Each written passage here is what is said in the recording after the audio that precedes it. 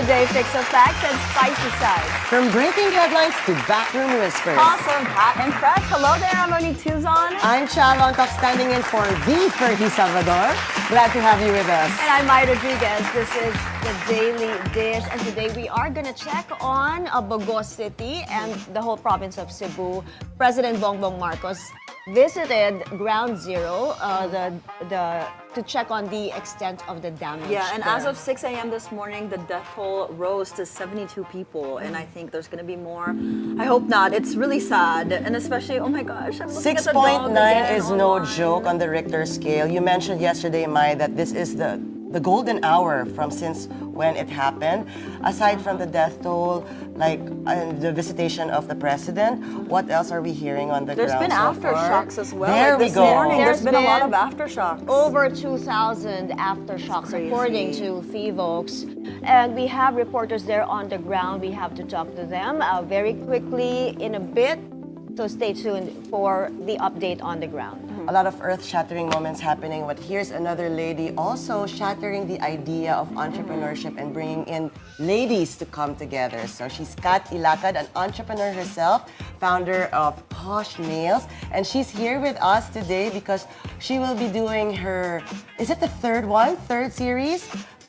series for Leading Ladies, where she brings in all these wonderful women with dreams for mentorship, for learning. Actually, most of the guests we've had here as well for the Daily Dish, she will be having them as well. I love for- that. I Important can't work love it. that she's doing. Women empowerment. Empowering Yes, we need more women of that. entrepreneurs. But you know what else we have today on the show? We have lab-grown jewelries and gems, which in a world where most people typically go for the natural mined diamonds, Maya and I learned that it's actually really bad for the environment. And it's more ethical to More actually ethical. go for lab-grown gems. and I'm like for that. way cheaper. So That we'll get was to a very mine. interesting conversation we had with Super. With Katriana Batu, who's from Davao, and she's all about sustainability. So make sure to tune in and watch till the end of the show because we're going to have that segment playing for you. Stay tuned for those stories coming up, but first, the headlines. This is my daily dish. This is my daily dish. This is my daily dish. My daily dish. My daily dish. In today's headlines, President Ferdinand Marcos Jr. visits Bogo City to check on the damage brought about by Tuesday's magnitude 6.9 quake. In the U.S., hundreds of thousands of federal workers are furloughed as the government partially shuts down after failing to come up with a budget deal. In sports, tennis star Alex Ayala reaches the quarterfinals of the Suzhou Open in China. And later in the show, we'll have the co-founder of Leading Ladies, Kat Ilacad, to talk about the third season of Ladies Who Launch. President Ferdinand Marcos Jr. is now in Bogo City, ground zero of the devastation from Tuesday's magnitude 6.9 earthquake. FIVOX says the quake was Cebu's most powerful on record. Our Andrea Salve is there for the latest. Hi, Andrea. So the president is there assessing the damage. What is his directive? Yes, my President Bongbong Marcos is here in Bogo City, Cebu after visiting Typhoon Opong victims in Masbate. He is now here in the quake-stricken city to inspect and assess the current situation. PBBM's first stop is a housing area in Barangay Pulampato, also known as the Yolanda Housing Village. Over 200 families relocated there after Super Typhoon Yolanda, and more than a decade later, the families have once again fallen to another disaster. Having been deprived of assistance since the quake hit last October 1, they are now appealing for urgent help. Shortly after the president left, social welfare representatives arrived to distribute family food packs. Together with key cabinet secretaries and local officials, the president later inspected the Archdiocese of San Vicente Ferrer Parish Church and the Cebu Capital Hospital. Anytime now, he is expected to lead a press briefing here at Bogo City Hall. Meanwhile, the NDRRMC reports that the death toll from the magnitude 6.9 earthquake in northern Cebu has climbed to 72 individuals. 30 of these come from Bugos City, 22 from the municipality of San Remigio, 12 in Medellin, 5 in Tabogon, and 1 each in Sogod, Tabuelan, and Borbon. More than 47,000 families were affected, while 87 infrastructures and 597 houses were damaged. Back to you, Mai. Andrea, tapos na ba ang situation briefing with the president? Alam ko, he was supposed to talk to LGU officials, disaster officials, and even the district engineers there, aside from DSWD officials. Hindi pa tapos, May, no, na makipag-usap si Pangulong Marcos sa mga lokal na opisyal at sa kanyang mga sa kanyang cabinet secretaries. Mamaya ay inaantabayan na natin yung kanyang press briefing dito sa Bugos City Hall. Pamumunuan niya yan at ibabahagi niya sa atin panigurado ang kanyang mga initial assessment dito sa sitwasyon dito sa Bugos City. May. Alright, Andrea, hihingi nilang kami ng update siguro mamaya, or maybe in the afternoon. Andrea Salve, maraming salamat, reporting from Ground Zero in Bogos City. Let's go to Cebu City. Our Mary Ann Uy gives us the latest on the relief work there for victims of the earthquake. Hi, Mary Ann, what can you tell us? Hi, Mai. As of this moment, relief goods continue to pour in with some candidates of Miss Asia Pacific International also joining as volunteers in repacking supplies at the Cebu province capital. As of today, the Cebu province is urging the public to extend assistance not only to Bogor City, but also to the municipalities of Medellin, San Remigio, Daan Bantayan, Tuburan, Tabuelan, and other nearby municipalities. Governor Pam Baricotro expressed relief after Public Works and Highways Secretary Monique Tuzon fulfilled its commitment to restore damaged buildings and roads. The northern side of the highway now has been reopened to motorists. And meanwhile, in Cebu City, Mayor Nestor Archibald pledged full support to the province relief operations. Portable toilets and water trucks were deployed last night to the quake-affected communities. That's the latest from my end in Cebu City, Mai. Right, Mary Ann, thank you for that report. Mary Ann Uy from Cebu City. Vice President Sara Duterte has mobilized her office's relief operations for families displaced by the Cebu quake.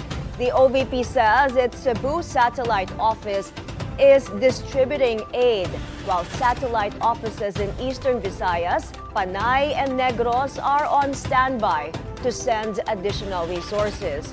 VP Sara is in Cebu City until today to visit quake-hit areas. In a statement, she offered heartfelt prayers and condolences to victims and urged them not to lose faith. She added the, quote, legendary Visayan warmth and resilience will help communities endure this tragedy.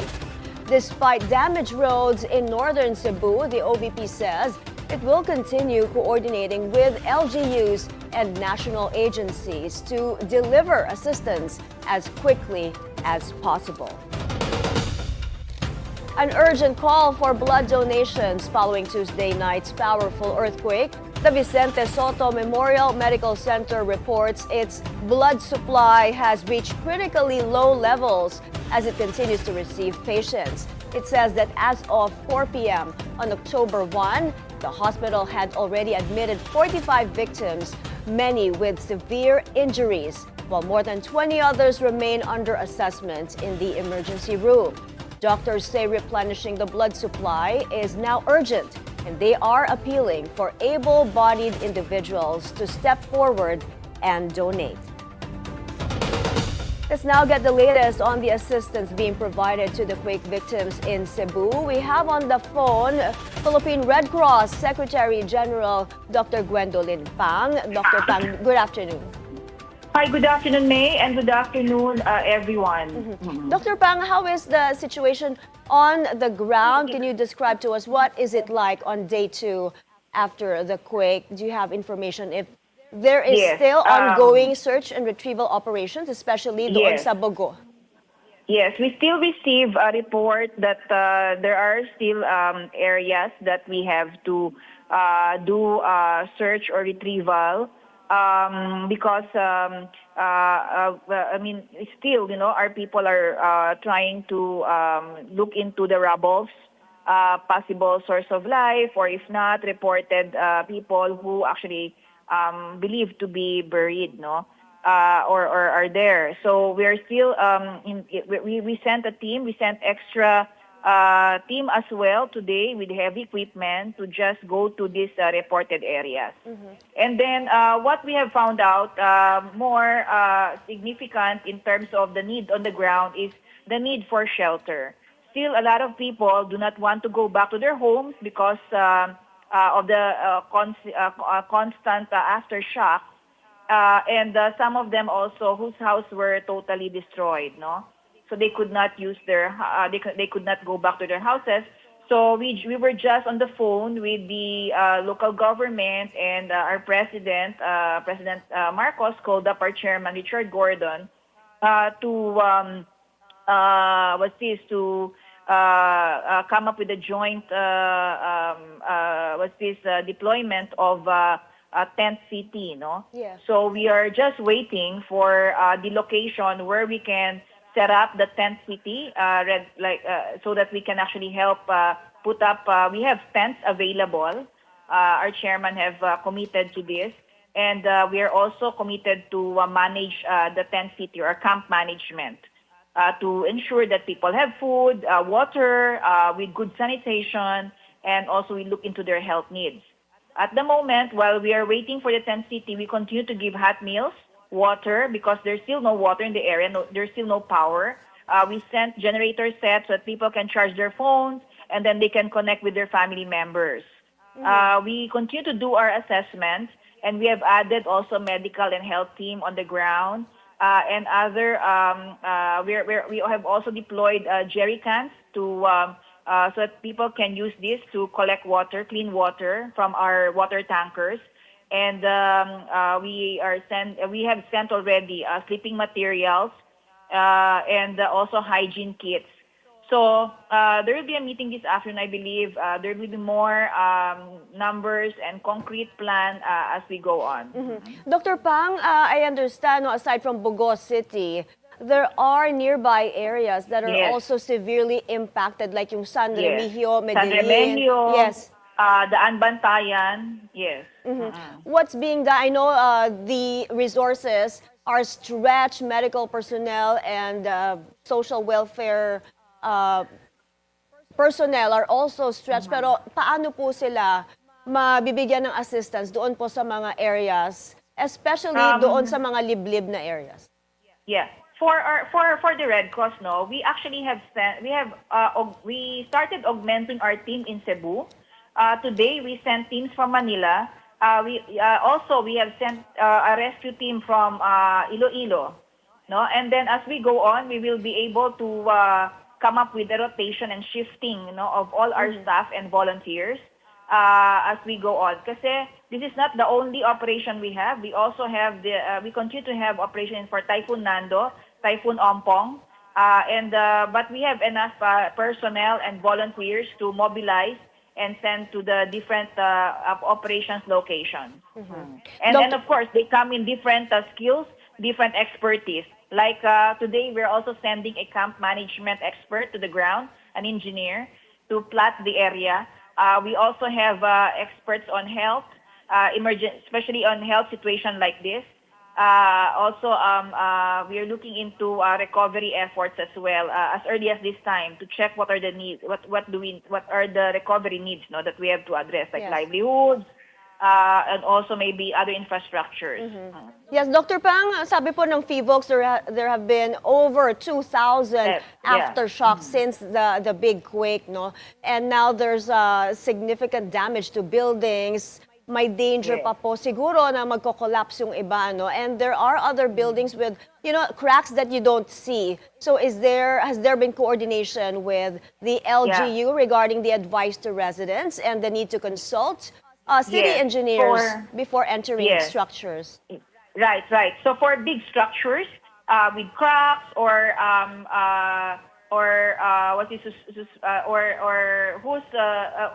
in which the integrity has to be checked, no. So these are all well coordinated with the local government, because I think it has to be inspected before they can allow people to go back to the different buildings.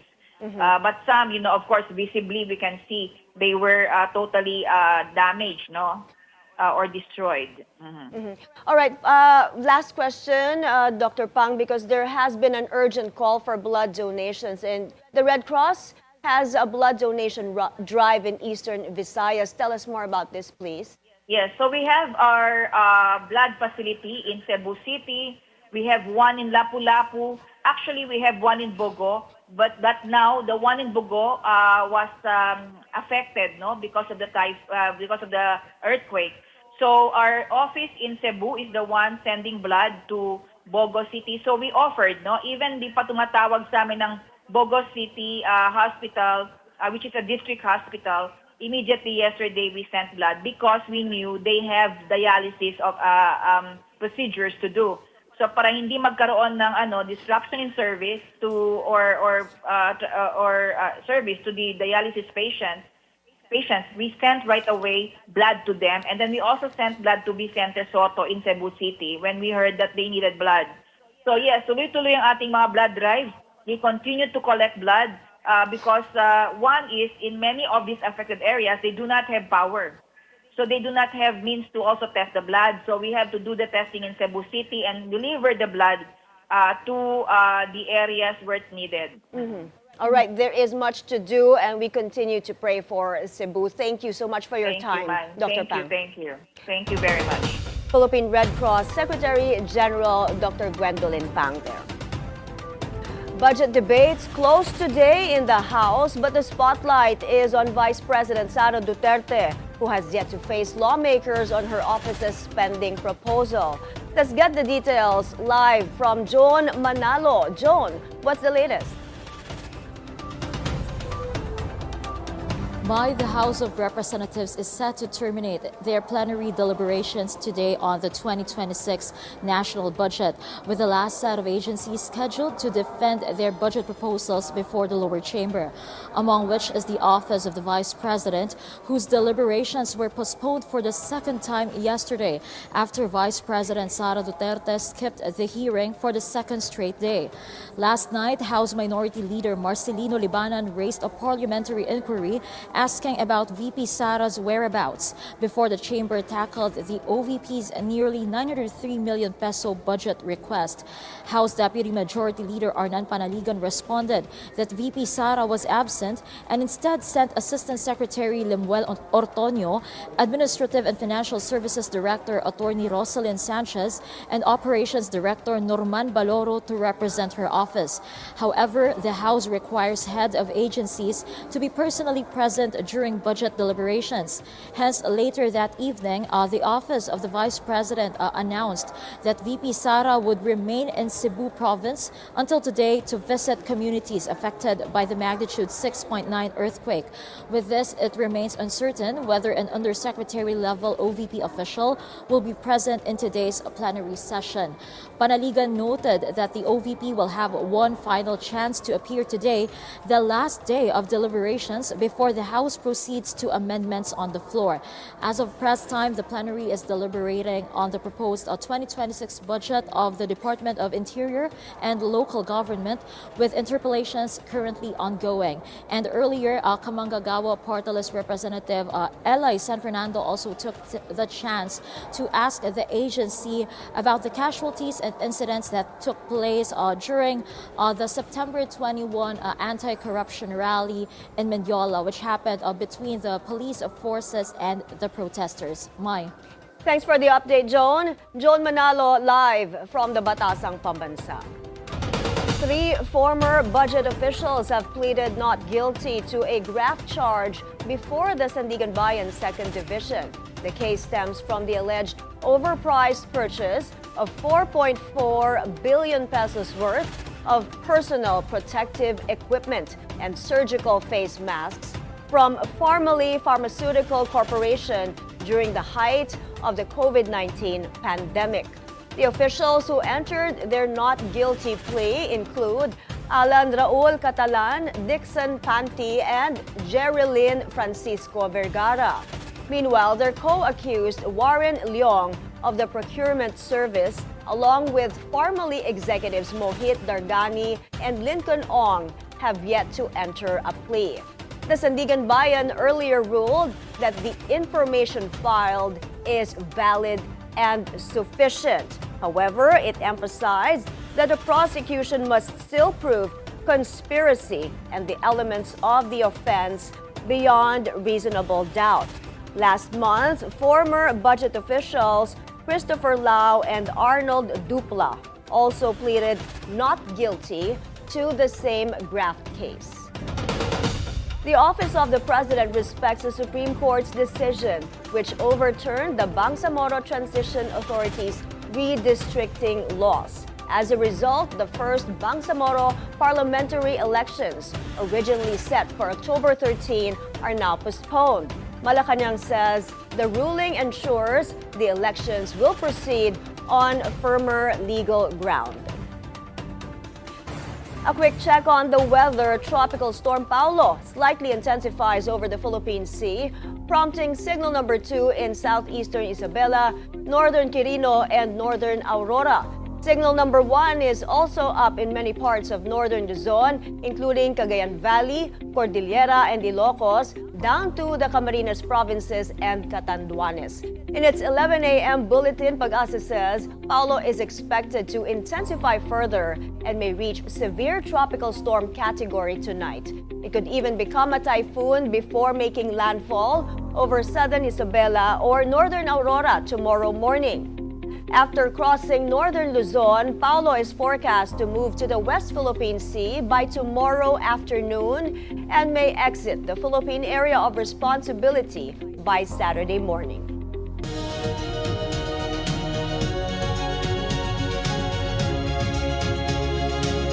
Day 1 of the U.S. government shutdown after a deadlocked Congress failed to reach a deal on funding, triggering the country's 15th shutdown since 1981 and the first in 7 years, and is poised to cost $400 million a day. Hundreds of thousands of federal workers are furloughed, while troops and Border Patrol agents are ordered to work without pay. Democrats blame Republicans for refusing to restore enhanced Obamacare subsidies. President Donald Trump has not announced any immediate job cuts, though the White House warned layoffs could follow if the shutdown drags on. With no deal in sight, millions of Americans are bracing for disruptions that could last weeks. Tributes pour in for Jane Goodall, the world-renowned scientist and conservationist who passed away Wednesday. She was 91. The Jane Goodall Institute says she died of natural causes while she was in California on a speaking tour. Goodall's pioneering research on chimpanzees in the 1960s transformed science and reshaped how humans see animals. Her work with the National Geographic made her a global icon, and her lifelong advocacy inspired generations to fight for wildlife and the environment. She authored more than 30 books, received the U.S. Presidential Medal of Freedom, and a damehood from Britain. She continued speaking out on climate change well into her 90s. Born in London in 1934, Jane Goodall leaves a legacy of discovery, advocacy, and hope.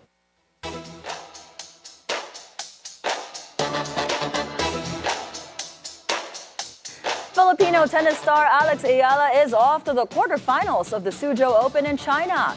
The Rafa Nadal Academy graduate escaped from an intense 3-set match against Belgium's Greet Minin that lasted 3 hours and 18 minutes. Alex also went the distance against her Polish opponent in round 1. Ayala will next face world number 70, Victoria Golubic of Switzerland, in the last 8.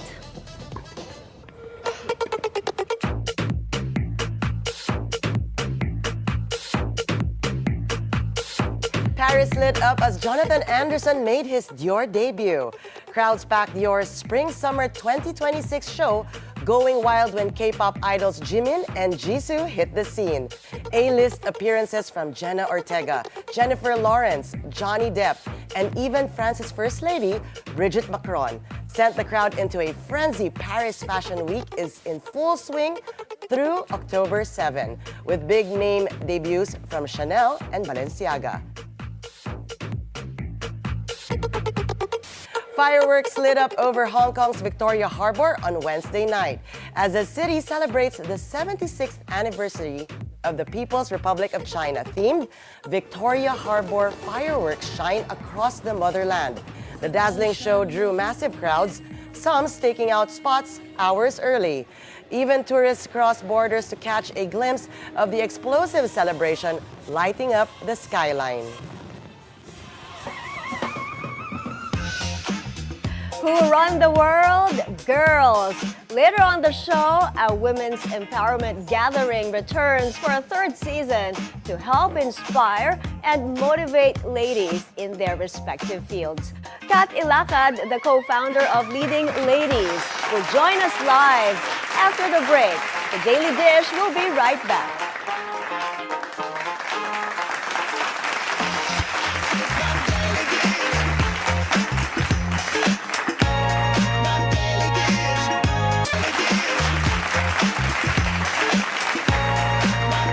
Welcome back. You're still watching The Daily Dish. Now, a powerhouse gathering of women changemakers, Ladies Who Launch, returns for its third season on October 4. That's this week already. This event aims to empower women, inspiring them to lead, collaborate, and rise together. Joining us is the founder, no other than Kat Ilacad of Leading Ladies. Welcome to the show, Kat. We're so happy to have you. Yes, thanks for coming. We know you're super busy, but we're so happy that you're here. Now, I know myself, because I'm also part of this, that Leading Ladies is actually sold out already because women actually clamor for this. Can you tell us more about Ladies Who Lead, Leading Ladies, all of this? How did it start? Okay, so we started Leading Ladies during the pandemic. During the pandemic, we were thinking, my partner and I, Rach Tanstern, were thinking, how could we serve better? What would happen during COVID? Like we wanted a deeper purpose, being an entrepreneur for 23 years and having seen the pandemic, what could be a greater impact after this? And we thought of having a community for women entrepreneurs or ambitious women, just to have someone or a group of people supporting you. And then we said, yes, let's start it. So we started it back in late 2021. We opened online workshops, but at that time, the economy was already opening up.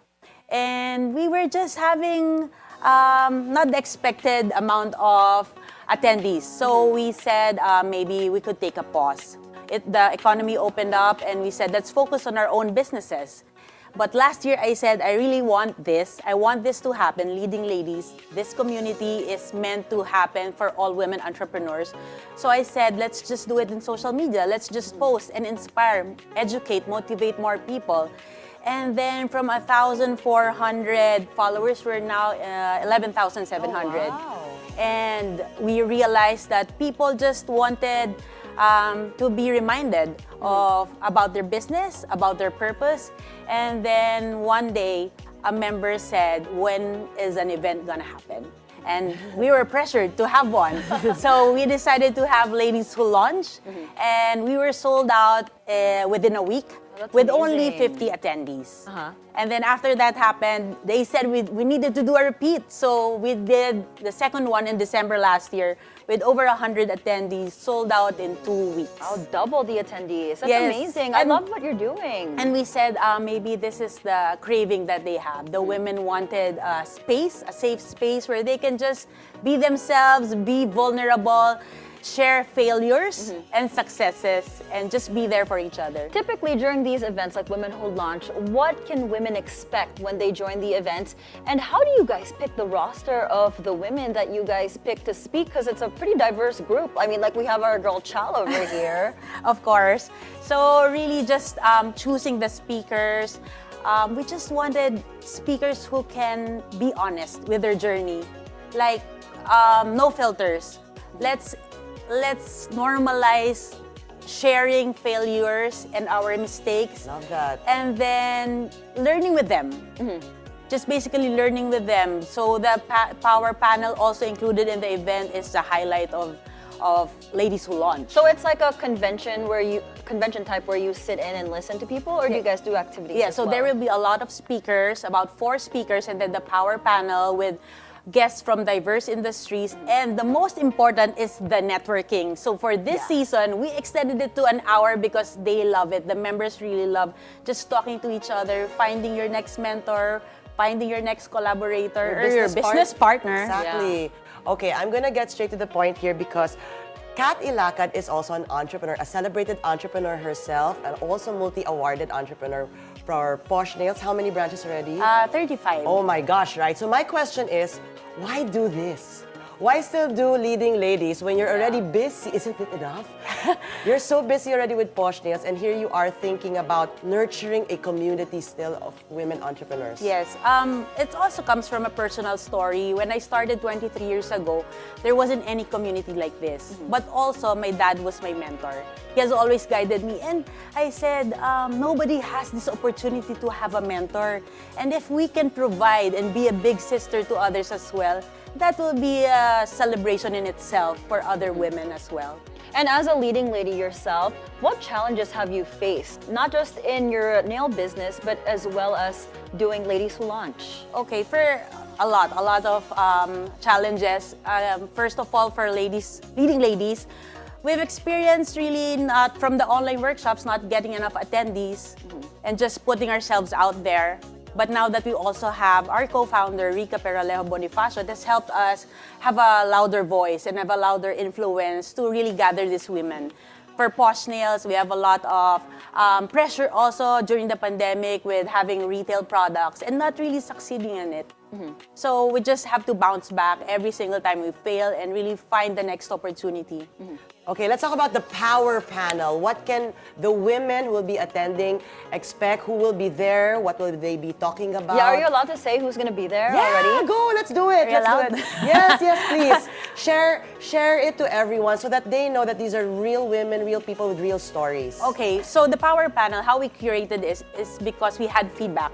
Our members wanted people from the food and beverage industry, so we added Miss Juliet Chen of Serenity, we have Rosel Taberna of Katunings, we have Sarah Karingal of Block 513, and Yugen, and a lot more. And then there's these ladies from the beauty and wellness space, from Massage MNL, we have Riza Lana.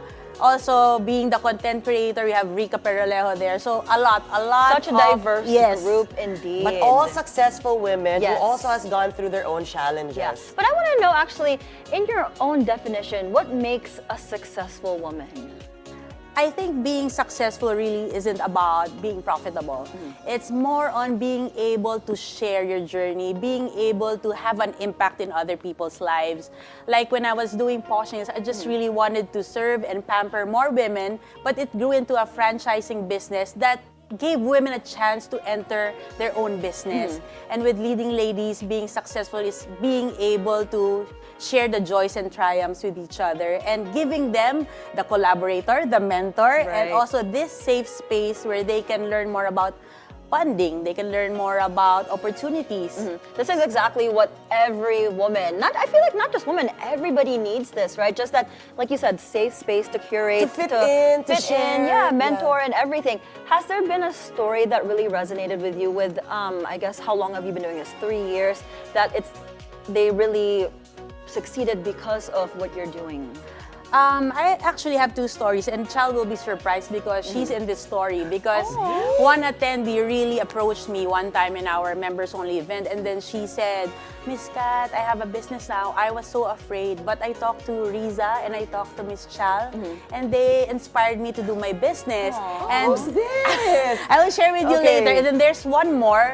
And then during that sharing, if you remember, they were going to close their business, fabrics industry. And then another member came in and said, "Let's just do it together." So they collaborated and they opened up a new business, and I hope they That's will so be able to promote it too. Oh my gosh. Okay. So, the good thing about this is I know when women get into business, they tend to feel alone. You're talking about BIR, you're talking about taxes and all Foreign of these stuff, things, I don't even problems, know. startups and all of these things, and you tend to feel alone. And at this point, when I see your community the feeling is to be proud to be ambisyosa, because ambisyosa is not a bad word. So what feeling would you want women who go to and join Ladies Who Launch to feel right after? What is it? What's your goal, the ultimate goal? Yeah, so from day one, I really want them to feel that they're not alone. Second is that they're equipped. When they leave Ladies Who Launch, I'm capable. I'm capable of being like my seatmate who just opened her business, who just overcame a failure or a business problem. I want them to feel that they're not alone, and this community will be there for them whenever they need other mentors as well. Now, Kat, before we let you go, for our viewers, especially the young women who are watching you and looking up to you, what is maybe a message you want to impart to them? Advice. Advice, Like the best advice you have. So I think for those wanting to start a business, just start. Like, you'll never be completely ready. So just start, Just do take it. the small step, and then also never be afraid to ask questions. You know, women feel that they're not enough, they're not capable, but you know, a lot of founders that I have met has asked questions during their journey. So just take time to ask questions, learn from others, ask questions about opportunities, about funding, about mentorship, and you're well on your way. Oh, I love Thank you that. so Thank much you. for joining, Kat, and thank you for the having work me, that you yes. do to inspire other women Yeah, as and for well. having all the resources just available in one space. And So to I be love brave to that. talk about Exactly. business as well. Okay, Kat Ilacad, ladies and gentlemen, and more ladies out there, co-founder of Ladies Who Launch.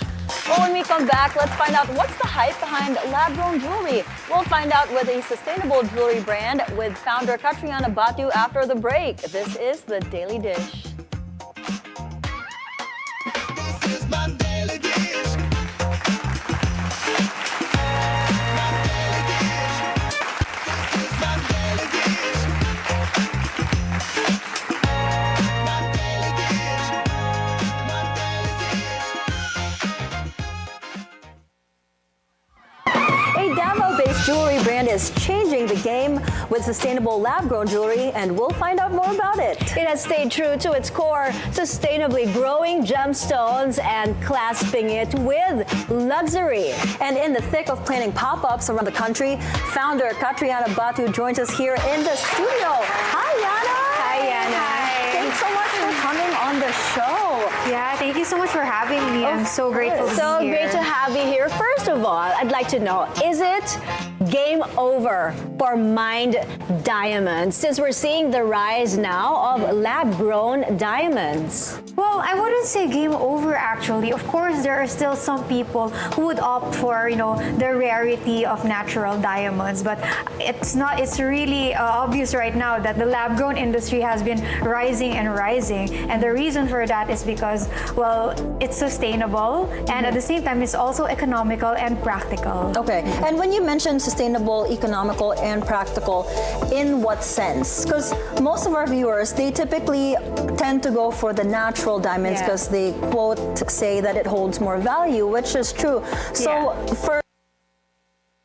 for you talking to our viewers to change their mind on switching the lab growns, how would you change their mind about that?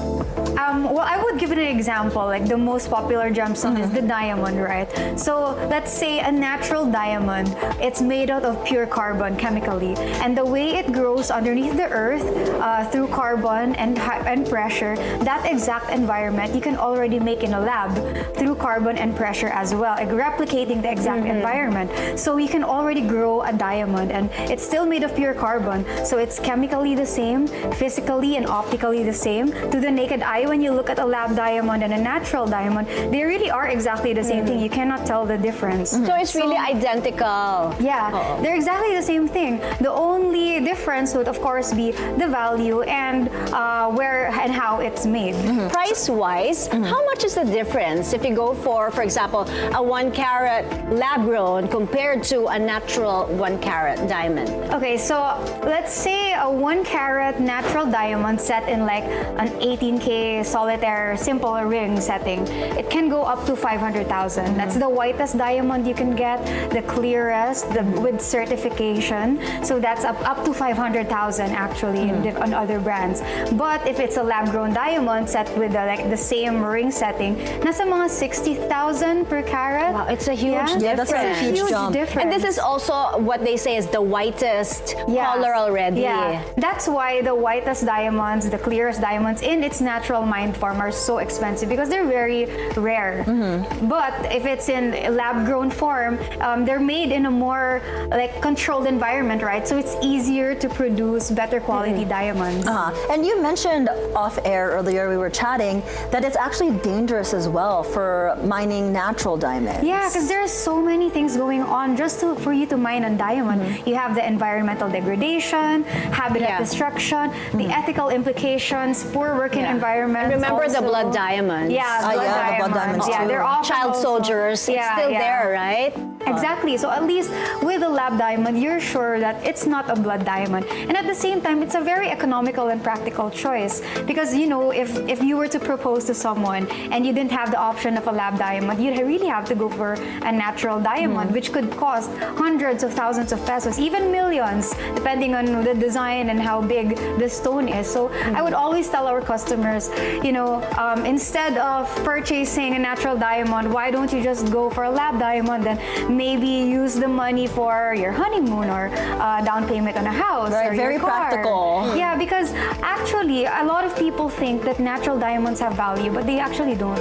If you go to a pawn shop, the people in the pawn shop would really not look at the natural diamond stone. They will just weigh your ring. So what holds value is really the gold. It's the gold. Yeah, it's really the gold. But the stone itself, the stone itself has no value. So that's why a lot of people opt for lab diamonds. And if they want value, you just have to make sure that it's set in real gold, either 14 karat, 18 karat, or even 24 karat actually.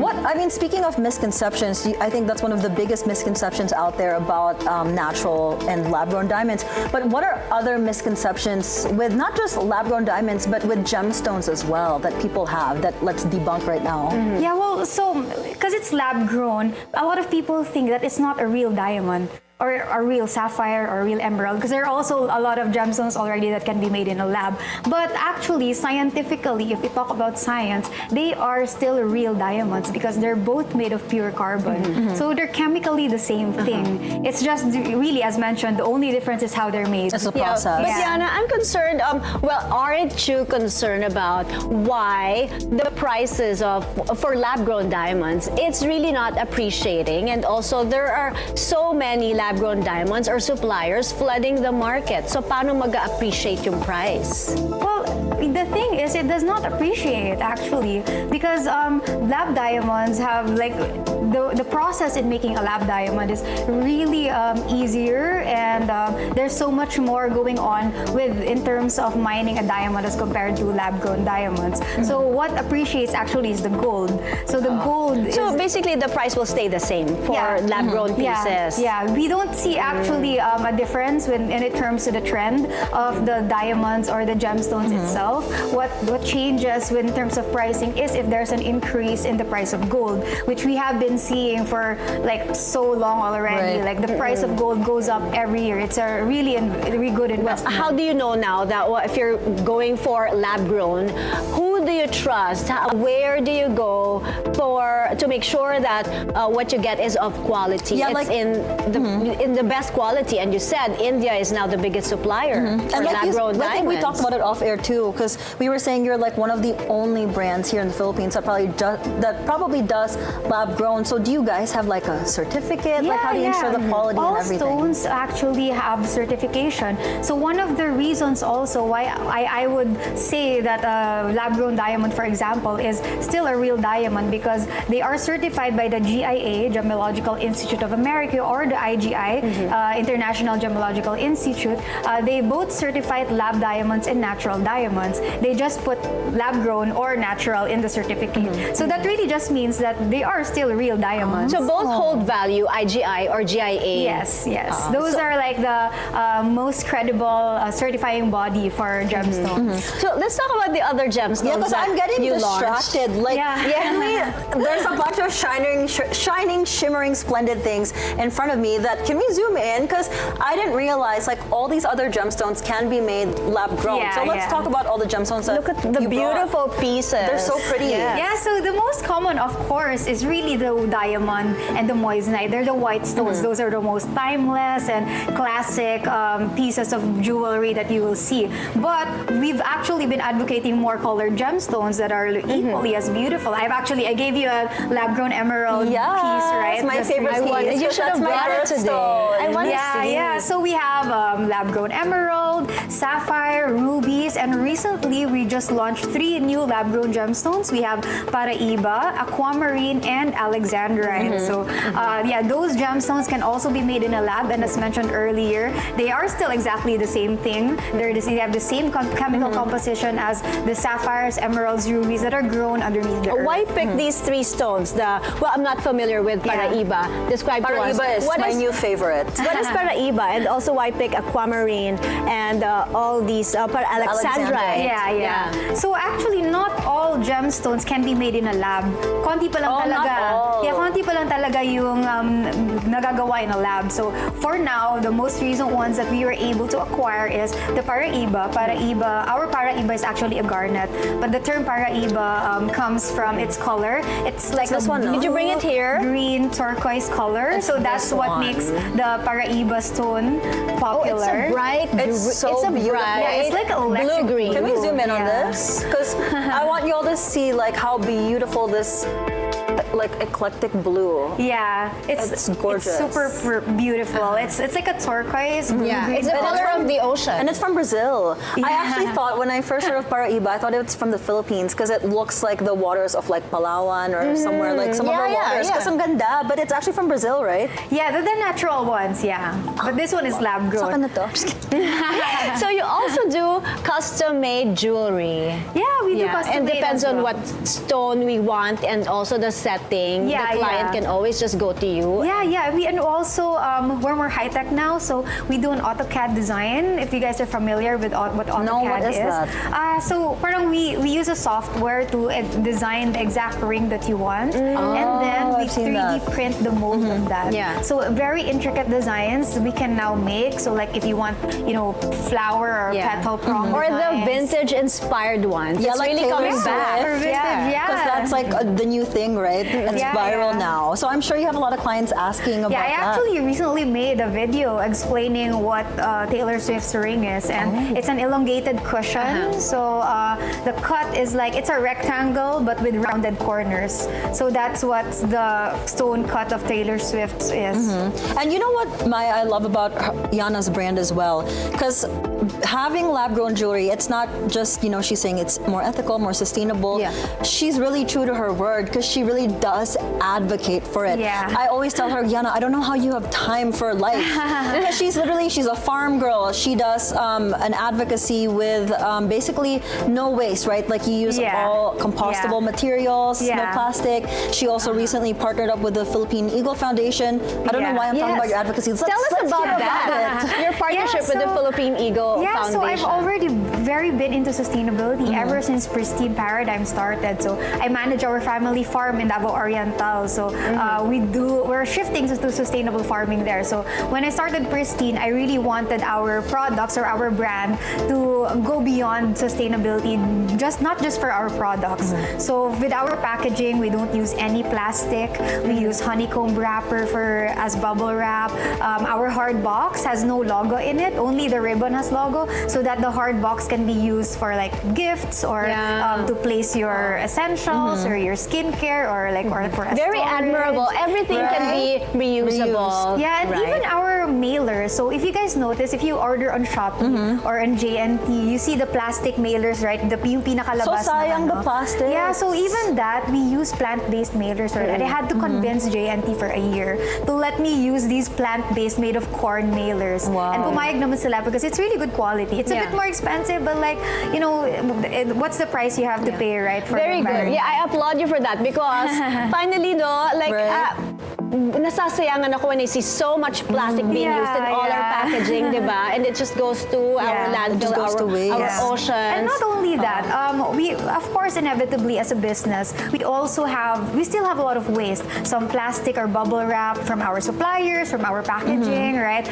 Some carton waste, and all of those we don't throw away. We gather all of them, and every month we donate them to recycling initiatives. So that's also one of the things that we do as part of our CSR. And so speaking of CSR, right, we're so really big on CSR, and as you guys mentioned about the Philippine Eagle Foundation, so I recently partnered with them. Monique was there in our second anniversary Yes, because I'm such a fan. Yeah, that's where we launched and announced our partnership. So for every engagement ring sold, we plant one tree that will be named after our customer and will be tracked. How so the customer can track real time what happened to their tree. Yeah. I will buy na from you. Yes, because it actually goes to a very noble cause. But there's a balance also, di ba? Like, how do you strike that balance that, you know, your initiatives, impact-driven initiatives, will also mean commercial growth for you? Yeah, of course. I mean, we're still a business after all. No, we still need to sustain the business, but at the same time, we also always make sure that we try to give back to the community and offset whatever energy or whatever processes that we incur inevitably in our operations. Yeah, no, I love it. But Yana, before we let you go, I want to know how to maintain lab-grown jewelry. Is it the same as maintaining the natural-grown? Yeah, it's the same thing because they are exactly the same thing. So the way you take care of a natural diamond, a natural sapphire is the same thing. So let's say, like I mentioned, they are the same thing. Right. So the hardness of the durability of a lab-grown gemstone as compared to a natural gemstone is exactly the same. So they're really the same thing. Right. But I find, Yana, sorry mo, I find that the older generation, like my in-laws, for example, they're still into natural diamonds. And when I mentioned, like possibly thinking about lab-grown or buying lab-grown diamonds, they're saying, walang value yan. Well, I don't really blame them because a lot of people still don't know what lab-grown gemstones are. I mean, I would still have to explain that they're exactly the same thing, right? And well, maybe some people would still think of the story behind a natural gemstone. It's formed millions of years underneath the earth. I mean, we're not judging if that's what they want, but if in terms of value, like as mentioned, the one thing that really has value is the gold. So but it's there really the same are instruments now that can detect lab-grown as well? Yeah, but the really high-tech ones. You can check if it's a lab-grown or a natural diamond. But to the naked eye, you really can't see the difference. Right. So what's nice also with lab-grown gemstones is, since it's more economical, the price point is significantly lower. If you just want to add to your collection, it's not going to be so expensive na. If you want to use it for travel, and in case mawala siya, hindi siya it won't super hurt us masakit. much. Yeah. But for our viewers who have questions about lab-grown, because we have a lot of questions, but unfortunately we ran out of time. But where can they contact you if they want to check them out? Yeah, so our page is website actually is at pristineparadigm.com. You can also find us at Pristine Paradigm on TikTok, Instagram, and Facebook. I do personally a lot of videos there. Very just educational like this. Yeah, very ones. educational. I'm really in front of the camera talking about the products, talking about how sustainable it is, and guiding all our customers in choosing the right piece for them. And we learned a lot from you as We well. learned so much. Thank you so much. Thank you Ladies so and gents, much. that was our beautiful Katriana Batu, founder of Pristine Paradigm. Yeah, thank you so much for having me. We loved having you. Mai's a fan now. Yeah. Thank you so much. And that was our interview earlier with Katriana Batu of Pristine Paradigm. And up next, we'll be treating you to an adventure with Disney on Ice. The Daily Dish will be right back.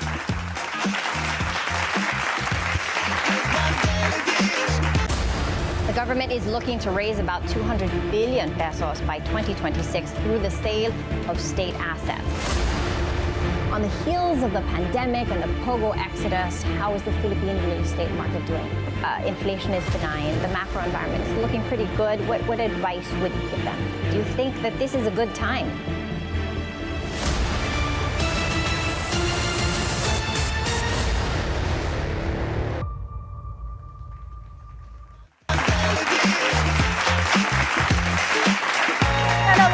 Welcome back. You're still watching The Daily Dish. The magic is back on ice.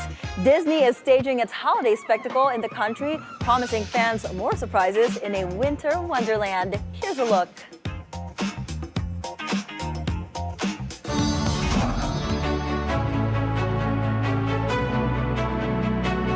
It's that time of year when families get together again to watch Disney on Ice during the holiday season. With 35 years of presentation in Manila, show organizers keep on raising the bar to ensure providing the highest quality of live entertainment to everyone. Your joy is ours, and to us, this is the greatest gift that we could ever give to the Filipino families. Slated from December 20 this year to January 4 next year, Disney on Ice Magic in the Stars brings in 55 performers with new ones to create lasting memories. In partnership with SM, the show has attracted more than 1 million guests from different generations. For the first time in Manila, at Feld Entertainment, we share this with SM. So at Feld Entertainment, Disney on Ice is about creating lasting memories for the whole family. So thank you, and I'll see you at the show. Just want to ask, how is your experience here in Manila so far?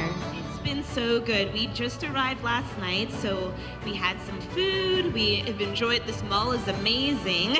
Yeah, it's big, right? Yes. Everything's here. Everyone has been so welcoming. The locals are so kind and nice, and the hospitality is unmatched. Overall, like the amount of joy that we bring to families, like every show we see a new reaction and how excited they are, it makes everything worth it. That, you know, it's not difficult at the end of the day. It's the best feeling that I will ever experience. Multi-generational icon Mickey Mouse is expected to have a wider audience as Disney on Ice franchise is set to open in Cebu Arena in 2026. Monique Tuzon, Bilyonaryo News Channel. 84 days till Christmas. I hope you guys are already ready with your Christmas shopping, decor. Thought about it. It's so fast. 84 Yes, days. jingle bells. Almost. That is it for us today, Thursday, October 2. Join us again tomorrow for more Real Talk. A lot of spilled tea. With zero filter. I'm Monique Tuzon. Anytime is a good time because it's always mo fun with us. I'm Chal Lontoc in for Ferdy Salvador. We've got the news and stories that matter most. And thank you for making us your lunchtime companion. I'm Mai Rodriguez. That's the Daily Dish served.